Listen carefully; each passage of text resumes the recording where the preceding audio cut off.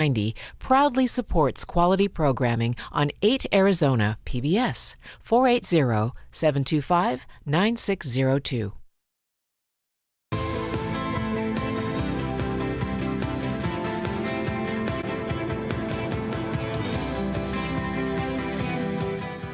Concerns over people in care facilities being able to cast their ballots.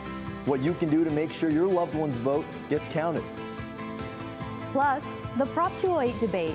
Should we raise taxes on the wealthy to help fund education? And later this half hour, how one extremist group used social media to make its mark in Arizona. Cronkite News starts now.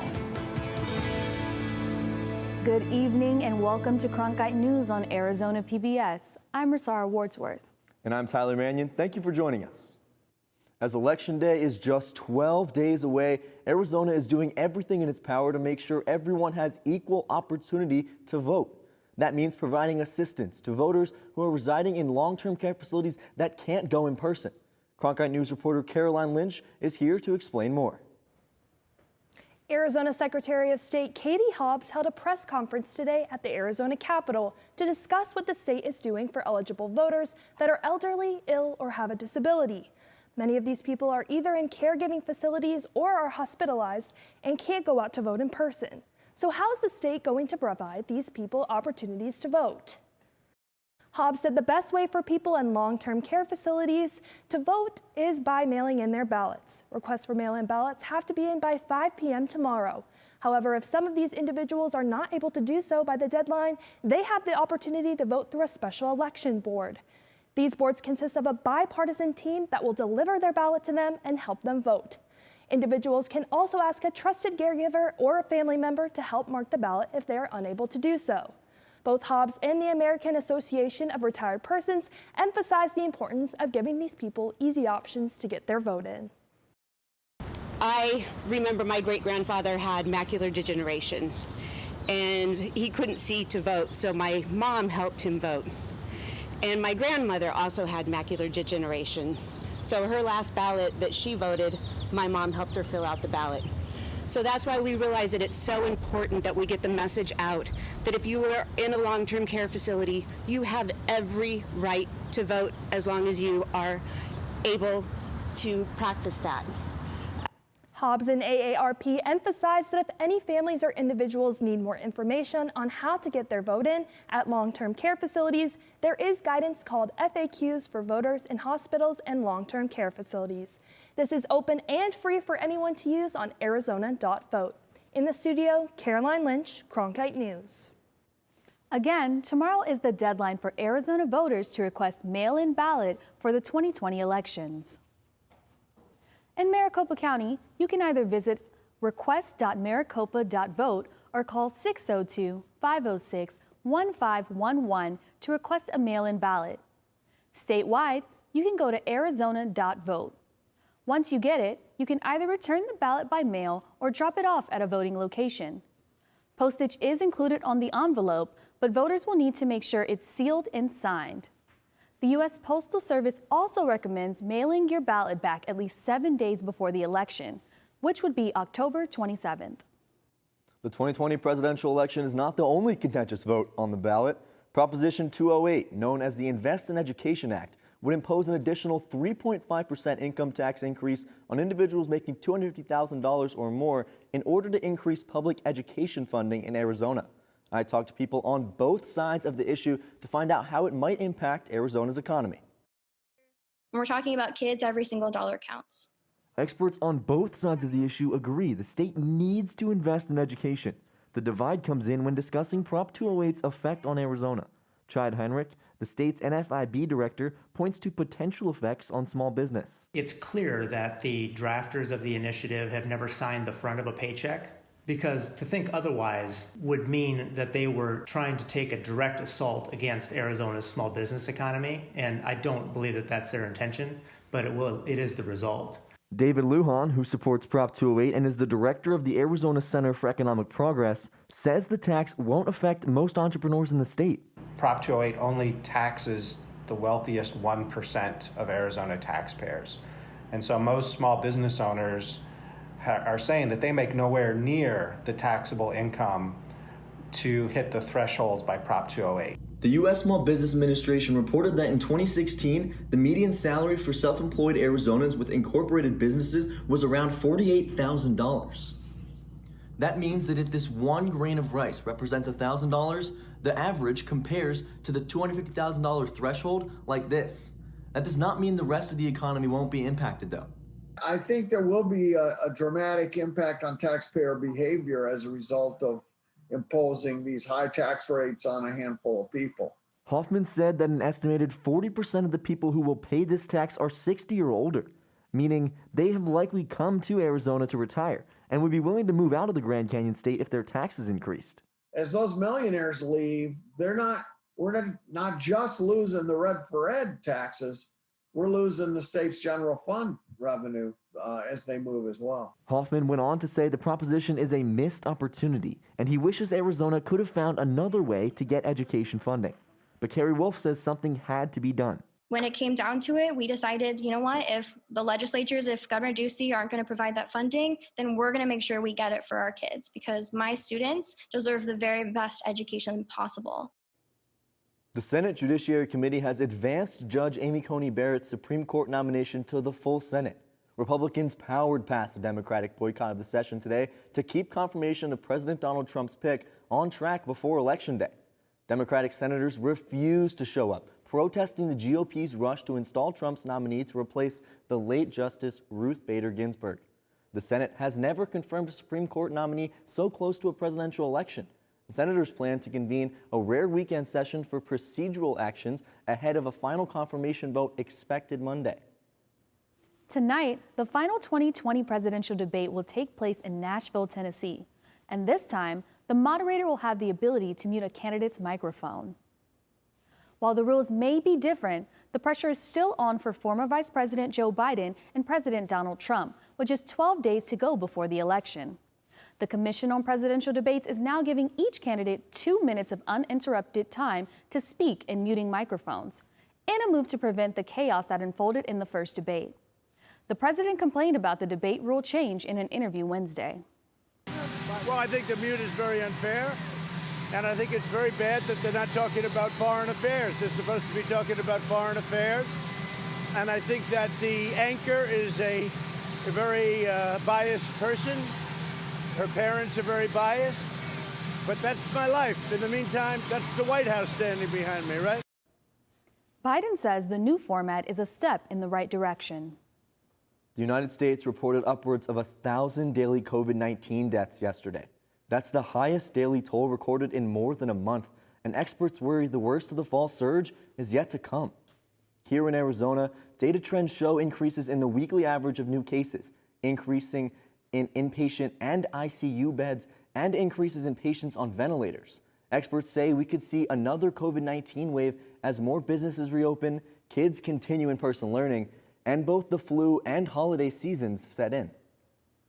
While some schools in Arizona are holding in-person classes during the pandemic, those on the Navajo Nation have stayed virtual. That's created some big challenges on the reservation. Cronkite News reporter Megan Marples visited one Navajo district to see how students' needs are being met. Twitter, YouTube, and Netflix, all apps we use without a second thought. But most households on the Navajo Nation have no internet access or have iffy connections. To solve this, one school district came up with an innovative idea to help students get online and keep learning virtually.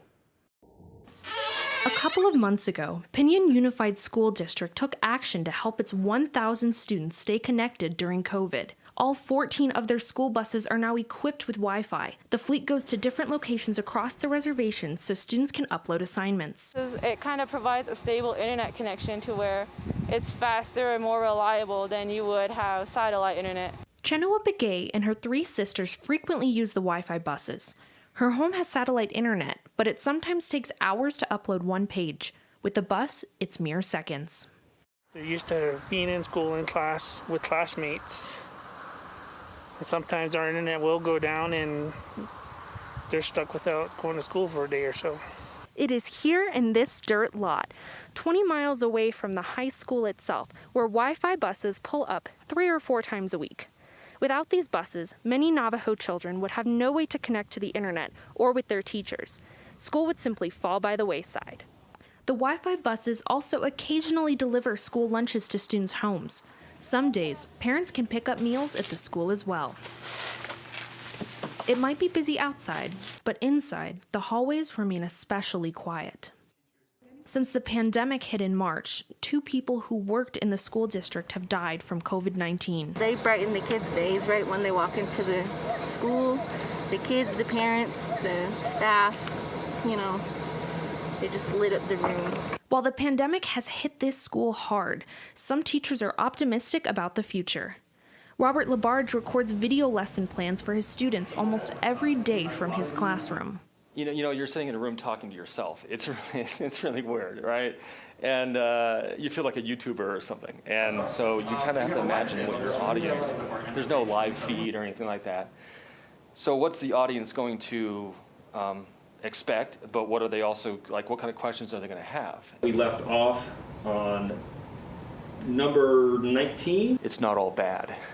And what I mean by that is that we have been forced into a kind of way to understand technology and to utilize things that we never thought we'd have to. Only about a quarter of households on the Navajo Nation even have broadband internet. That's hampered not just schoolwork, but also access to telehealth during the pandemic. Navajo leaders hope to address that by dedicating some CARES Act funding to help residents get connected. In the studio, Megan Marples, Cronkite News. Coming up next on Cronkite News, the efforts underway to keep Latino students engaged in the classroom. Plus, Arizona high school football goes national. All the details you'll need to know when we return.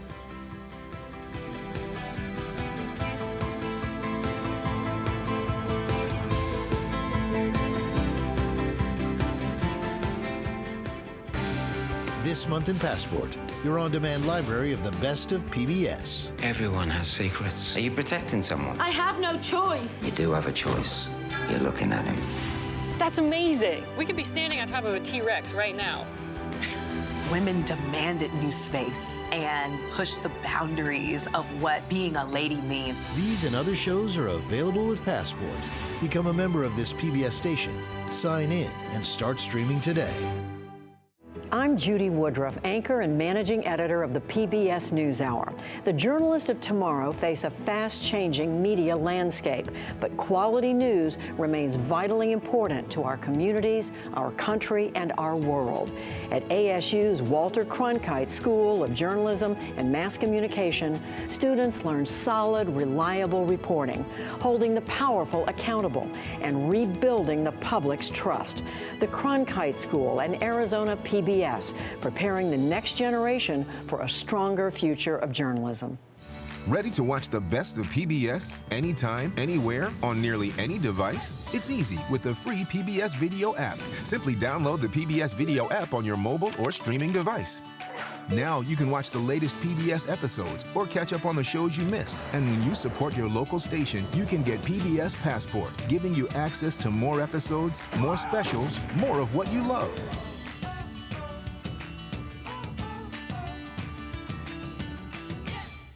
The second part of the annual Datos Conference, the State of Arizona's Hispanic Market, took place virtually today.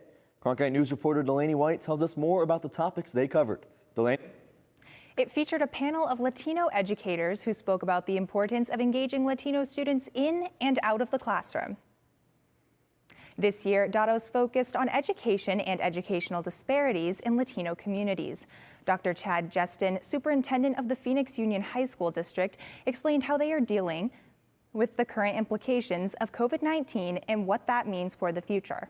If we are going to deliver high quality, individualized education in the future, a lot of that is going to be electronically. I'm not saying that kids are going to be at home, but even when kids come back, you heard Stephanie say that we don't want to go back to normal. We'll never go back to normal. We should not go back to normal. And so we need to make sure that in this highly digital society in which we live, that our kids and our families have access to devices and internet at all times. And I think second, and connected to that, because we live in a digital world, we need really amazing digital content for our learners today. Education for so many years worked on in-classroom content, science labs and textbooks and things that are tangible in the classroom. And what we know to be true today is that our youth, especially our Latino youth, need access to high quality digital content 24/7, 365. To learn more about the 2020 Datos report, visit the Arizona Chamber of Commerce website. In the Broadcast Center, Delaney White, Cronkite News. Friday nights are for football, and this week, 2 top teams will be competing on national television. Our reporter, Abigail Shipley, has more on this exciting matchup. The Hamilton Huskies and Saguaro SaberCats will face off on ESPN2. Hamilton is ranked number 32 in the country according to Max Preps, and Saguaro checks in at number 37. It's going to be an elite production, and it'll give our fans and family members and friends across the country a chance to really take a good look at our program and see us compete on the highest stage with a team that's arguably the number 1 or number 2 team in Arizona. Now that we get to play the other highly reputable school in Arizona at the national level, I mean, this is just awesome, and we're extremely excited to have the opportunity to be the best version of Hamilton High School that we can on Friday night. For the players, there's no denying that each team will be bringing the heat when they take the field. I know that it's going to be a dogfight between us two. I mean, I know there's going to be a lot of bad plays and a lot of good plays, but I just know that they're going to come out fast and strong right off the bat. There's plenty of excitement surrounding the matchup, but coaches aren't straying away from their normal routine, making sure their players are as prepared and focused as they would be for any other game. We tell our kids all the time, when we play in big games that, I always ask them, what do we have to do differently this week than we did before? And the answer is always nothing. We got to do what we do, play our brand of football. It doesn't matter if it's a regular season game, a scrimmage, or it's a state championship, it's nationally televised. It doesn't matter. It's consistency that you want to maintain in your preparation.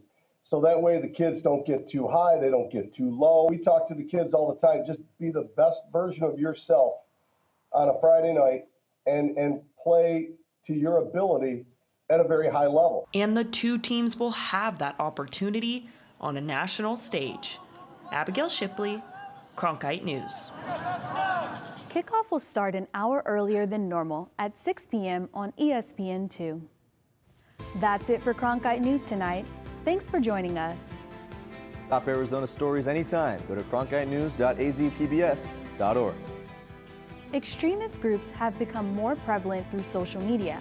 How one group made its mark in Arizona. We break it down next.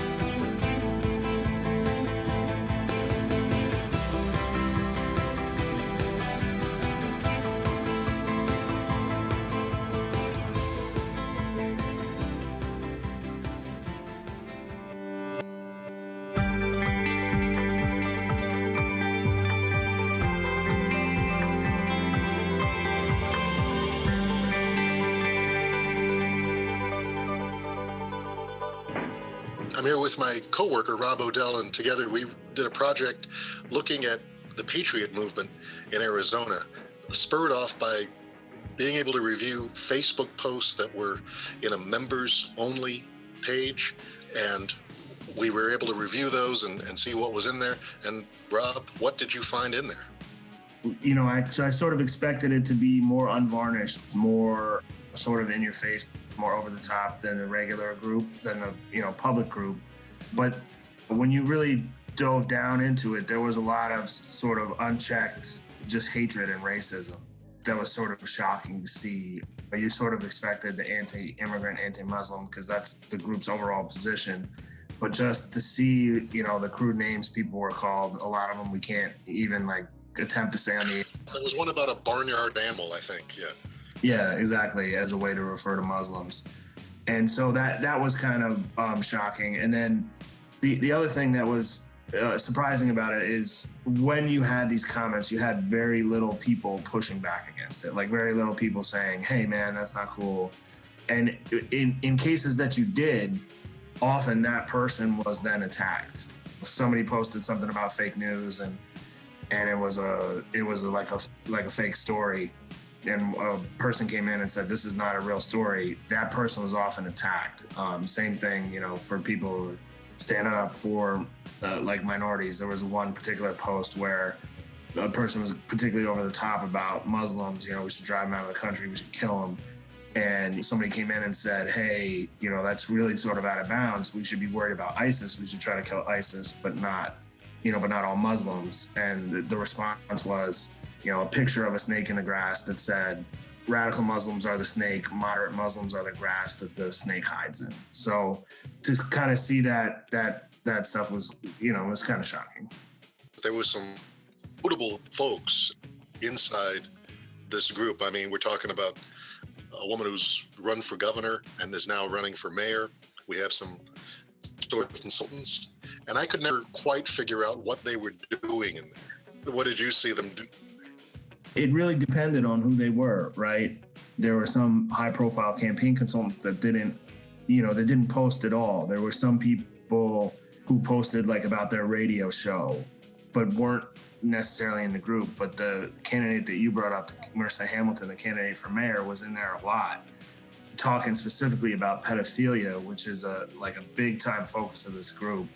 And she had posted this basically like a 4chan hoax that the LGBTQ was going to add another letter, P, which was for pedophilia, like pedosexual, which was a false story. So she posted that, and she posted several other stories about child sex trafficking, particularly for the DCS hearing. So you had a whole smattering of people.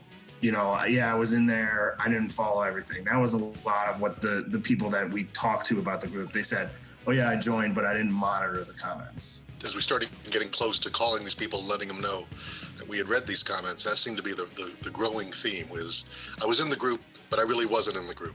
I didn't follow what was going on. It would have been good if they had explained.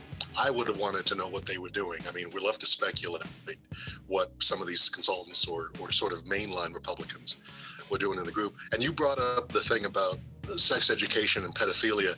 I mean, you were seeing in this Facebook group the sort of genesis of some issues that bubbled up, and sex education is one of those big ones. And I think the public saw a sliver of that issue, but maybe not have known the roots of it, what was in this group, right? Yeah, exactly. This idea that comprehensive sex ed is either a way to turn kids gay or transgender, or a way to sort of groom them for sexual assault. You heard this very loud and clear from inside this group. And then slowly, as they met with other people, that they sort of brought this idea to Republicans. And then, you see that grow and grow and grow. And all of a sudden, people at the legislature are saying the same thing that this Facebook group was saying 2 years ago. Right, school board meetings, the state school board meeting, like this became an issue, a real thing that elected officials had to grapple with, but it emanated from a lot of it from this group. And that was the other thing, like there were a lot of conspiracies. People believed in this group a lot of obviously fake, like intentionally fake stories, parody stories, and just a lot of strange conspiracies seemed to take root here, including the QAnon. What do you think makes people believe in that stuff in the group particularly? I think it's a fertile ground for it. So you have people that are suspicious of authority. You have people that are, disaffected, believe that the country's going in the wrong direction. They're sort of put off by or threatened by, social changes. And so you have a group that's very ripe for this. And then you have, they're capable in believing that their enemies are capable of boundless evil, right? And so if you're predisposed to that, somebody comes with QAnon, this group is going to be more fertile ground. And we did see a couple particular posters sort of proselytizing the group about QAnon. And you got to remember, the Facebook group that we have was a 2-year period. So it sort of was closed before QAnon really took off, but you see the beginnings of it, and you see Pizzagate in there as well, which is what a lot of people can believe is sort of the jumping off point for QAnon. Rob, thanks for joining me to break it down. Thank you very much.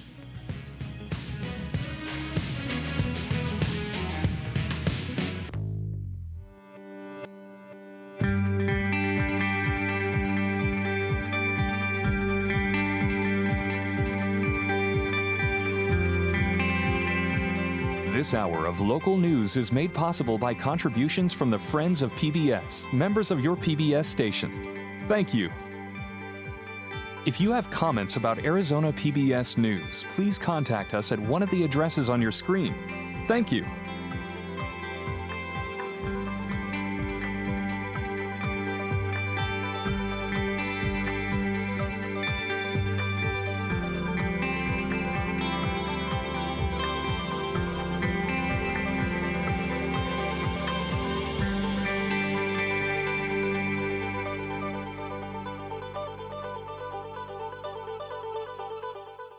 There's never been a more important time to make sure facts and the truth are driving conversation. Washington Week is an island of civil discourse in a chaotic media environment. On Friday night, we gather the best reporters in the nation to unpack what's really happening and have a conversation that's not about point of view, but about informing the American people. Washington Week. All new, Friday night at 7 on Arizona PBS. Check out what's available now on PBS Passport, the on-demand streaming service for the best of Arizona PBS. All your favorites, like Masterpiece, Antiques Roadshow, great performances, and local shows like Arizona Horizon and Clayton Poor. And check out brand new shows and series before they air on Arizona PBS. Ready for you on your schedule when you want to watch. Thousands of hours of programming are waiting for you when you become a qualifying member of Arizona PBS. Sign in and start streaming today. One last time, the candidates prepare for their final debate. He's following the radical left agenda. I want a safe America, safe from 4 more years of Donald Trump. Who can lead us forward, and how will that come across on stage? A PBS NewsHour Vote 2020 election special, the final presidential debate. Coming up next on Arizona PBS. Next time on Frankie Drake Mysteries. A speakeasy is attacked by the mob and a man is shot. I didn't see faces. Frankie investigates the case. What do you care about a bunch of mobsters killing each other off? And recruits an unlikely ally. What do you say we work together? And Mary wants in on the action. This could be a chance to prove myself. Just let me come with you. Follow me and do not do anything stupid. Frankie Drake Mysteries. Tonight at 8 on Arizona PBS. There's never been a more important time to make sure facts and the truth are driving conversation. Washington Week is an island of civil discourse in a chaotic media environment. On Friday night, we gather the best reporters in the nation to unpack what's really happening and have a conversation that's not about point of view, but about informing the American people. Washington Week. All new, Friday night at 7 on Arizona PBS. Thinking about the future is something we all share. By preparing an estate plan, you're safeguarding more than just matters of finances and inheritance. You're also guiding future health decisions, providing for loved ones, and creating your legacy. Estate plans help you protect the things that matter most. With National Estate Planning Awareness Week around the corner, now is the perfect time to put your mind at ease by planning your future today. Explore new ideas and new worlds here on Arizona PBS, a community service of Arizona State University. There's no bigger time than right now for women to be running. If I want to tell you my story, it's going to be genuine. We need someone who can stand up to this corruption. You know that they don't want women running the community. We have to decide how much are we going to fight for it. Represent. Monday night at 9 on Arizona PBS. We are taking back our country. The battle for the soul of America. As America faces an historic choice, the election year tradition critics have called a fair and humanizing look at both candidates. Tuesday night at 8 on Arizona PBS. Support for Arizona PBS comes from viewers like you and from... The pandemic has made everything harder, but AARP Arizona is fighting to protect Americans 50 plus by giving you the information you need to vote safely at home or in person. Learn more at aarp.org/azvotes. Funding for this program is provided by Consumer Cellular, the Corporation for Public Broadcasting, and by contributions to your PBS station from viewers like you. Thank you.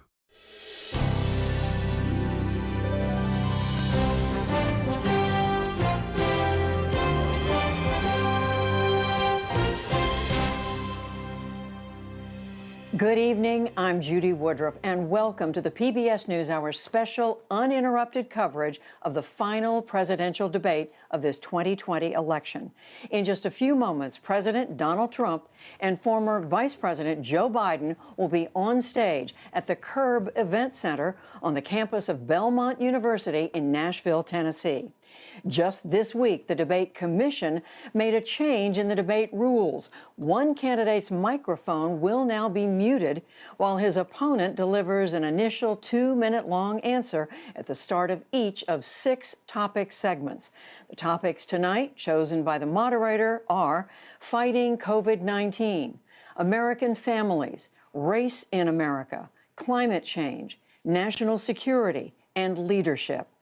The final debate has in the past focused on foreign policy, and the Trump campaign complained about the changes made as a result of the cancellation of the second debate, which the commission decided would have to be done virtually. This debate, on the latest calendar date in recent history, comes as the coronavirus infection rate is again rising across the United States, and after the president himself contracted the virus 3 weeks ago. This matchup comes as early voting continues at an historic pace in all 50 states, with more than 47 million Americans having already voted. Tonight's moderator is Kristen Welker of NBC News. To her in a moment, but joining me tonight for our special coverage are PBS NewsHour White House correspondent Yamiche Alcindor, congressional correspondent Lisa Desjardins, who's covering the Biden campaign, foreign affairs and defense correspondent Nick Schifrin, and senior national correspondent Amna Nawaz, who will be watching the debate along with several voters linked in virtually from around the country. Plus, Amy Walter of the Cook Political Report, along with Washington Post contributing columnist Gary Abernathy. He's in Ohio. And syndicated columnist Cynthia Tucker. She's in Alabama. Welcome to all of you. We are so glad to have you with us. In the little bit of time we have before we go to the debate, Yamiche Alcindor, what is it that the president hopes to accomplish tonight? Well, we can expect another all-out brawl. He's going to be accusing Joe Biden many, many times of corruption through his son, Hunter Biden. The president will also be vigorously defending his response to the coronavirus, as well as attacking the moderator, which he has already started to do. And Lisa Desjardins, just quickly, the Biden campaign in a few seconds, their goal. They want to make this about President Trump's record. We are cutting you short in order to go to moderator Kristen Welker. She's on stage. She's about to introduce the candidates, President Trump and Joe Biden.